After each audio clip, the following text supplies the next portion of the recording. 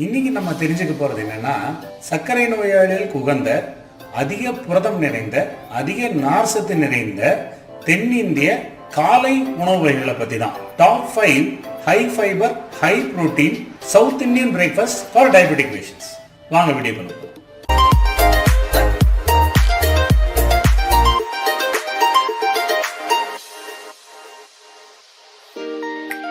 இந்த பதிவினை கண்டுகொண்டிருக்கும் அனைத்து நண்பர்களும் வாழ்க வளமுடன்.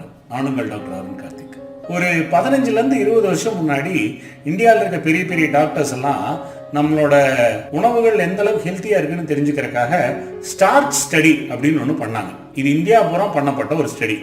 இதுல இந்தியாவில் இருக்க எல்லா மாநிலங்கள்ல இருக்க பெரிய டாக்டர்களும் அந்தந்த பிரேக்ஃபாஸ்ட் அந்தந்த ஊரோட பிரேக்ஃபாஸ்டோட proportion macro nutrients, carbohydrate, fat, protein, இந்த மாதிரி மேக்ரோ நியூட்ரியன்ஸ் எந்த அளவு இருக்கு அப்படின்னு தெரிஞ்சுக்க ஆசைப்பட்டாங்க. ஸோ அப்படி பண்ணும் பொழுது அந்த ஸ்டடியில் பண்ணதில் தெரிய வந்தது என்னன்னா, காஷ்மீர்ல ஆரம்பிச்சு கீழே தமிழ்நாடு வரைக்கும் உள்ள எல்லா ஸ்டேட்ஸ்லயுமே ஒரு 70% மேல மாவுச்சத்து தான் இருக்கிற மாதிரியாகவும் புரதச்சத்து மிகவும் குறைவாக இருக்கிற மாதிரி தான் எல்லா ஸ்டடியும் இருந்துச்சு. அதுல நமக்கு தெரிய வந்த என்னன்னா, இதனாலதான் டயபெட்டிஸ் நிறைய வருது, நிறைய வெயிட் கெயின் வருது அப்படிங்கிறதாகவும், இதுல இருக்க கார்போஹைட்ரேட்டின் அளவுகளை குறைத்து விட்டு புரதத்தின் அளவை அதிகப்படுத்தினால் நம்மளோட ஹெல்த் வைஸ் நம்மளோட பிரேக்ஃபாஸ்ட் கொஞ்சம் மாறுங்கிற மாதிரியும் இந்த டேட்டா சொல்லுச்சு. அப்படிப்பட்ட 5 பிரேக்ஃபாஸ்ட் தான் சவுத் இந்தியன் பிரேக்ஃபாஸ்ட் குறிப்பா நம்ம பேச போறோம். இதுல கடைசி பிரேக்ஃபாஸ்ட் நமக்கு ரொம்பவே இன்ட்ரெஸ்டிங்காகவும் இஷ்டப்பட மாதிரியும் இருக்குமா இருக்கும். வாங்க ஒவ்வொன்றா பார்க்கலாம். இதுல லிஸ்ட்ல நம்பர் 1 அடை. அடை ஒரு வெர்சடைலான ஒரு பிரேக்ஃபாஸ்ட். இதுல நமக்கே தெரியும் ஆல்மோஸ்ட் எல்லா பயிர்களுமே சேரும். துவரம் பருப்பு, உளுந்து, கடலை பருப்பு, பச்சை பயிறு, இப்படி நம்ம சௌரியத்துக்கு எல்லா பயிர்களையும் நம்ம சேர்த்துக்கலாம். இந்த பயிர்கள் நிறைய இருக்கிற காரணத்தினால நமக்கு இதுல ஃபைபர் கண்டென்ட்டும் புரத கண்டென்ட்டும் ஜாஸ்தியாக இருக்கும். அப்போ ஒரு அடை எடுத்துக்கிட்டோம்னா கிட்டத்தட்ட 200 கலோரிகள் வரும். அதுல பாத்தீங்கன்னா ஒரு 6 கிராம் ஃபைபரு, 7 கிராம் கொழுப்பு, 8-9 கிராம் வரைக்கும் புரதமும் இருக்கும்.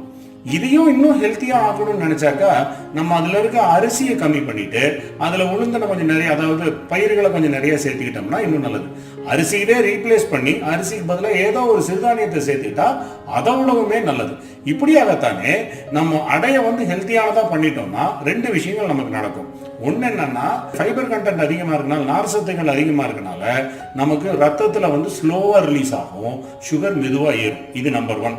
நம்பர் 2, அதே காரணத்தினால காலை உணவுக்கு இதை எடுத்துக்கொண்டால் நமக்கு பசி லேட்டா எடுக்கும், லஞ்ச் டைம். ஸோ அதனால காலையில அடை சாப்பிடும்போது 2 அடை சாப்பிட்டீங்கன்னா 400 கலோரிகள் காலை பிரேக்ஃபாஸ்ட்டுக்கு ஒரு பர்ஃபெக்டான பிரேக்ஃபாஸ்டாக நமக்கு அமையும். இது லிஸ்ட்ல நம்பர் 1. லிஸ்ட்ல நம்பர் 2 பெசரட்டு, ஆந்திரா ஸ்பெஷல்.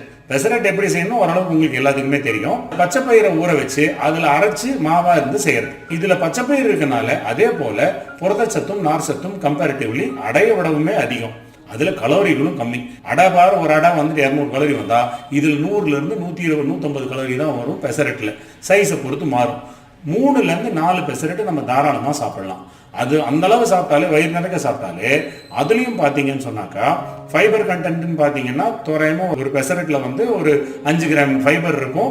அதே மாதிரி ஒரு 6-7 கிராம் புரோட்டீன் சௌரியமா இருக்கும். 4 சேர்த்துனோம்னா கிட்டத்தட்ட 20 கிராம் புரோட்டீன் ஒரு நாளைக்கு காலையில பிரேக்ஃபாஸ்ட்லயே நமக்கு 20-25 கிராம் புரோட்டீன் வந்துடும். ஃபேட் கண்டென்ட்டும் கம்மி. இதுல அயனும் சரி, ஃபோலிக் ஆசிடும் சரி அதிகம், ரத்தத்துக்கும் ரொம்ப நல்லது. அதுவுமே பாத்தீங்கன்னா சாப்பிடும் பொழுது நமக்கு பசி லேட்டாக எடுக்கும். ஸோ இது லிஸ்ட்ல நம்பர் 2 இருக்கிற ஆந்திரா ஸ்பெஷல் பெசரட்டு. லிஸ்ட்ல நம்பர் 3 இருக்கு கோதுமை ரவை உப்மா. கோதுமை ரவை upma along with soya chunks. கோதுமை ரவை உப்மா சும்மா செய்யாம கூட கொஞ்சம் குட்டி குட்டி பீசஸ் ஆஃப் சோயா பேஸ்கள் போட்டு செய்யும். சும்மாவே கோதுமையில பாத்தீங்கன்னா ஃபைபர் கண்டென்ட் அதிகம். அரிசிக்கும் கோதுமைக்கும் சமபங்கு கார்போஹைட்ரேட் தான் என்றாலும் அதுல கோதுமையில நமக்கு நார்சத்து அதிகமா இருக்கனால அரிசி அளவுக்கு வேகமா சுகர் ஏறாது. அதே மாதிரி புரோட்டீன் கண்டென்ட்டும் கம்பேரிட்டிவ்லி சிறுதானியமான புரோட்டீன் கண்டென்ட் அதுல இருக்கு.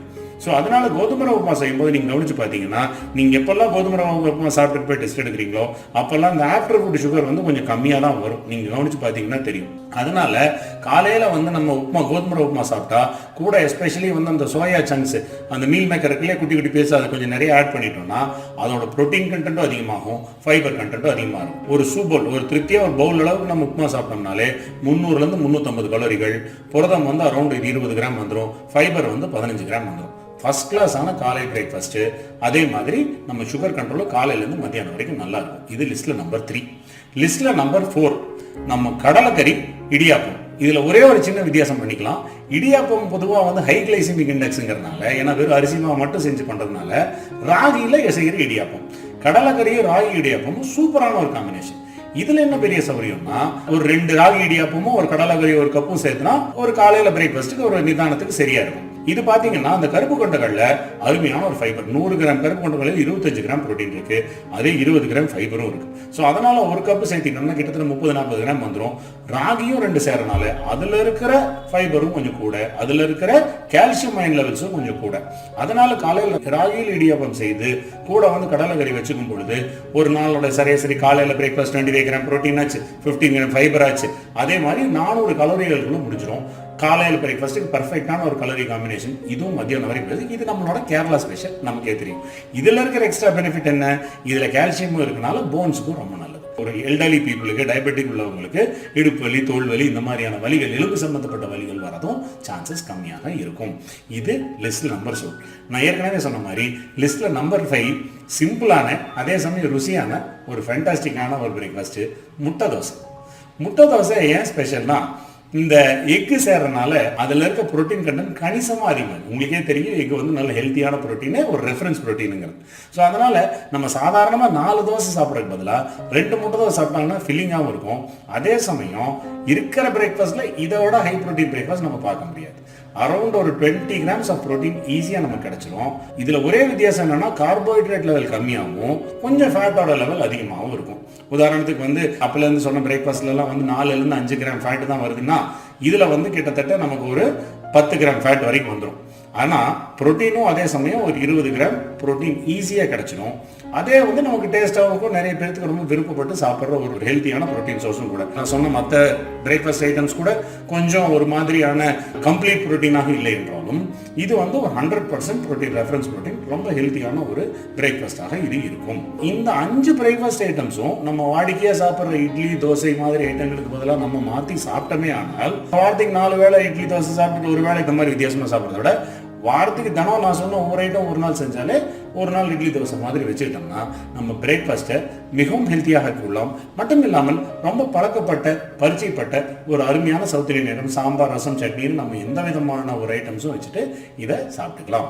ஸோ இதுதான் நம்ம top 5 breakfast items south Indian with high fibre and high protein. இதுதான் நான் உங்கள்கிட்ட ஷேர் பண்ண நினச்சது. இந்த வீடியோ உங்களுக்கு பிடிச்சிருந்தா வழக்கம் போல் 4 பேருக்கு ஷேர் பண்ணுங்கள். எங்கள் வீடியோஸ் வரணும்னு சொன்னாக்க சப்ஸ்கிரைப் பண்ண நம்பிங்க, நோட்டிஃபிகேஷன் பெல் ஆன் பண்ணுங்க.